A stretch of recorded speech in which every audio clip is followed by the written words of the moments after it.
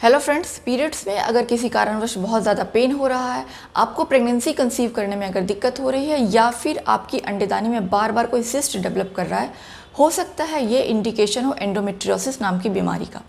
अब ये कंडीशन क्यों डेवलप होती है और इसको एक बार ठीक करने के बावजूद ये फिर से क्यों हो जाता है, आज जानेंगे इसी वीडियो के माध्यम से। मैं डॉक्टर खुशबू आनंद हूँ, गायनेकोलॉजिस्ट और IVF कंसल्टेंट। अपने इस चैनल पे मैं हेल्थ से जुड़ी तमाम जानकारियाँ देते रहती हूँ। अब तक अगर आपने इसको सब्सक्राइब नहीं किया है तो प्लीज़ कीजिए, क्योंकि इसमें आपको प्रेगनेंसी, इनफर्टिलिटी और IVF से रिलेटेड सभी जानकारियाँ एक एक करके वीडियो के माध्यम से मिलती है। तो चलिए देखते हैं एंडोमेट्रियोसिस नाम की कंडीशन आखिर होती क्यों है। बेसिकली हर महीने जब भी आपको पीरियड्स आते हैं तो जो बच्चेदानी की जो टिश्यूज़ है, जो एंडोमेट्रियल टिश्यूज़ है, वो कुछ तो बाहर निकल जाती है, लेकिन कुछ आपके फेलोपियन ट्यूब, मतलब जो बच्चेदानी और अंडेदानी के बीच का जो कनेक्शन है, जिसको हम गर्भ की नलें भी कहते हैं, उसके थ्रू वो टिश्यूज़ बाहर निकल के आपके या तो अंडेदानी में कुछ डिपॉजिट हो जाती है या फिर फेलोपियन ट्यूब में डिपॉजिट हो जाती है।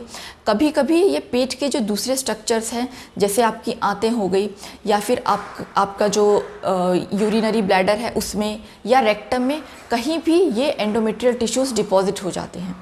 अब ये टिश्यूज़ जब डिपॉजिट हो जाते हैं सीड्स की तरह, तो हर महीने जब भी आपको पीरियड्स होते हैं तो वहाँ पे भी ये ब्लीडिंग इंटरनली होती है।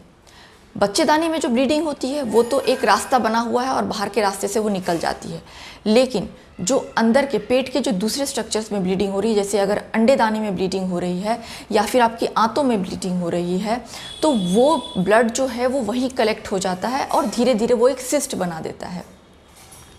इसकी वजह से आपको हो सकता है पीरियड्स में बहुत ज़्यादा पेन हो, क्योंकि जब ब्लड कलेक्ट होता है तो वहाँ पे इन्फ्लेमेशन होता है और आसपास के जो स्ट्रक्चर्स है वो एक दूसरे से चिपक जाते हैं। उसकी वजह से अडेशंस भी होते हैं। इसी अडेशंस की वजह से हो सकता है आपको इनफर्टिलिटी इश्यूज़, मतलब प्रेगनेंसी कंसीव करने में भी दिक्कत हो सकती है। अब इसका ट्रीटमेंट क्या है? तो बेसिकली ये एक हार्मोनल डिसऑर्डर है।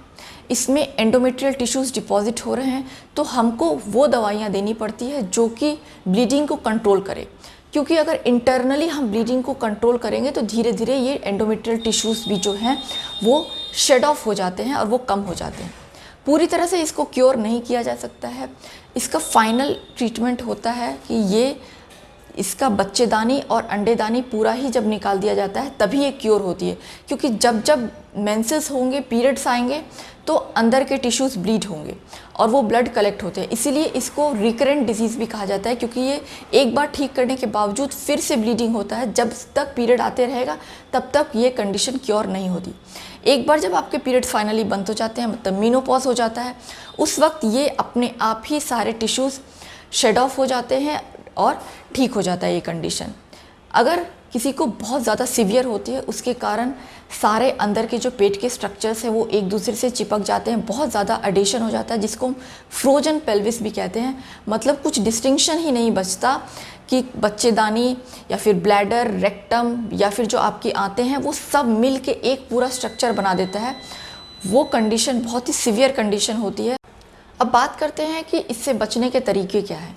तो बेसिकली आपको कुछ अपना लाइफस्टाइल थोड़ा चेंज करना पड़ेगा, क्योंकि मैंने आपको बताया कि एंडोमेट्रियल टिश्यूज़ जो है वो आंतों पे भी डेवलप कर जाता है। उसके कारण आपको हो सकता है एसिडिटी या पेट में बहुत ज़्यादा पेन हो।